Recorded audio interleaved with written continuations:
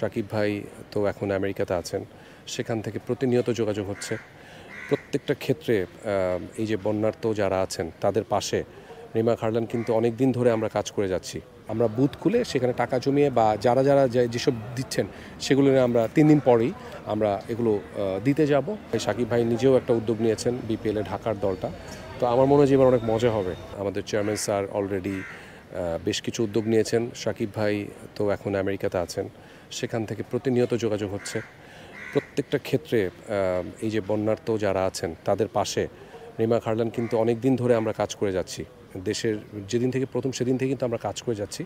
So already আমরা কিন্তু কোনো কিছু ফোকাস করিনি। অনেকে আছেন যে ফোকাস করছেন, কিন্তু আমরা কাজ করে যাচ্ছি।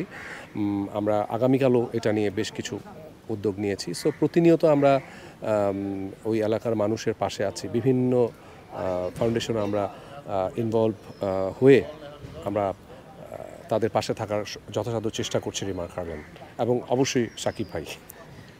6000 mAh battery, one and only Power Master, Next G N73. শিল্পী সমিতিতে যারা নির্বাচিত হয়েছিলেন তাদের অনেকেই কিন্তু আসলে এখন আসতে পারেননি অসুস্থতার কারণে, কেউ দেশের বাইরে থাকার কারণে। তো আমরা যে কজন ছিলাম এর মধ্যে যে কজন পেরেছি আমরা একটা ছোট মিটিং ডেকে আমরা একটা উদ্যোগ নিয়েছি। উদ্যোগটা এরকম ছিল যে দেখেন, বাংলাদেশের বিভিন্ন প্রান্তের মানুষ তো আসলে আমাদের বাংলাদেশের বন্যার যে অবস্থা সবাই দাঁড়িয়ে গেছে। আমি দুদিন আগে দেখলাম যে এক ভদ্রলোক, উনি ওনার মা মারা গেছেন, উনি একটা ব্যাংকে ওনার মা টাকা জমিয়েছেন 4 বছর আগে, সেটা দিয়েছেন।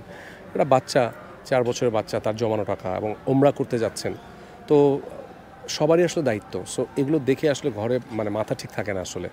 তারপরে আমরা একটা মিটিং ডেকে আমরা যেটা উদ্যোগ নিয়েছি যে আমরা শিল্পী সমিতির পক্ষ থেকে যারা একটু ভালো অবস্থানে আছেন সবাইকে আমরা টেক্সট মেসেজ করেছি, কথা বলেছি। সবার জায়গাতে একটা বুথ খোলা হয়েছে আজকে, এবং এই বুথে যে যতটুকু পারে, কেউ 1 টাকা দিলেও সমস্যা নেই, কেউ 1 কেজি চাল দিলেও সমস্যা নেই, আর কারো বেশি সামর্থ্য, কেউ বেশি দিচ্ছেন কম, সবাই মিলিতভাবে আমাদের চলচ্চিত্র শিল্পী সমিতির পক্ষ থেকে আমরা বুথ খুলে সেখানে টাকা জমিয়ে বা যারা যেসব দিচ্ছেন সেগুলো নিয়ে আমরা 3 দিন পরেই আমরা এগুলো দিতে যাব।